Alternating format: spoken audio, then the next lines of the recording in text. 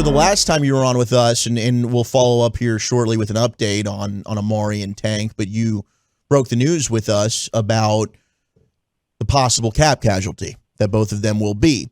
I was talking with Eric on Friday night after we actually had you on about another player that popped into my mind. If this team was wanting to create space and maybe move. Now, for me, this would be more of I'd like to trade this player because I still think he certainly is talented and you could get good value for him. But if you were looking to move a guy that has certainly not played up to standard and has not been available and that the team should distrust over the last couple of years, for me, it's Lyle Collins. I think that LC, I didn't think he played well last year for the most part. He was suspended, and the year before he came out overweight, had to have the hip surgery, and he came out overweight again to start last year. So if there's a guy that I think the organization should have some distaste for me, it would be Lyle Collins over saying, Amari Cooper has rubbed the organization the wrong way via the COVID stuff, and Tank, maybe you could save money if you wanted to restructure him. But I wonder what would be the savings for a Lyle Collins, and is that anything you think could even be possible? So, first off, on the comparison to Cooper, the difference there, obviously, is, you can save like 8 to 10 times more by cutting Coop pre-June 1 than you could Lyle Collins. There's savings to be had with Lyle Collins, and look, I know Cooper's been a more reliable player. He's a better player, I think, overall, but I think Lyle Collins is still a very good right tackle. But when he wants to be. I know you just said you were disappointed in last year. I thought he played well last year. I thought he was better than Terrence Steele for the most part, even though Terrence Steele improved and had looked a lot better this year after being a turnstile his rookie year. But I think that, that improvement from Terrence Steele definitely does, put some pressure on Lyle Collins and make things to where the Cowboys have some flexibility. Say, all right, maybe we want to move Lyle Collins to left guard. Maybe we want to cut him. Maybe we want to trade him. Maybe we want to do some things. If you trade or cut him before June 1st, you save $1.7 million.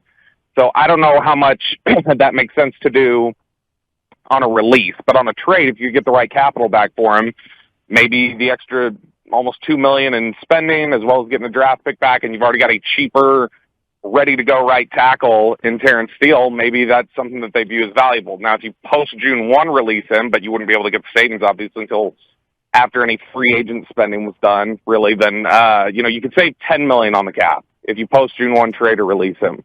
And so maybe this is a situation where they get in there and they, evaluate things after the draft. They get their contingencies and free agency in the draft with the offensive line. And, if they're set at offensive line and ready for Terrence Steele, then, maybe they look for a team that's looking for a tackle ahead of training camp, and that they make one of those deals, and that frees up $10 million that they could potentially roll into the 2023 cap if the cap has not returned to its projected growth from the COVID losses. Or it could be one of those things where maybe at that point they scour the market looking for one of these bargain guys who always seems to be available in June, the way, Jadeveon Clowney's been like that guy in the past. And so, I think they're evaluating all sorts of different options with Cooper, Lawrence, Lyle Collins. I think they're trying to, figure out where they can get some capital in return if they do decide to move on from guys. And so I think everything's on the table, but it's not a huge savings pre-June 1. It's substantial if you wait until after June 1st. Cowboys insider Bobby Belt with us here via the Diamond Factory hotline. What about the franchise tag? Do you feel like they're going to end up using the franchise tag? And if they are, is that a Randy Gregory, or who does that end up going to? The only way I could see them tagging Randy would be, just to keep him on hold while they continue to negotiate. I don't think they're necessarily worried about that. I think there's enough want to on both sides that they're comfortable about getting Randy re-signed, even if it were to bleed into March 16th at the start of the new league year. But I haven't heard any chatter about anybody specifically that they might look at for the franchise tag. Now, a lot of their conversations, you start talking to some people and say, like, hey, where's things at with Dalton Schultz? Where are they at with, Cooper and, some of these free agents, stuff like that. And you hear a lot of talk about, like, don't know yet, we'll know more at the Combine.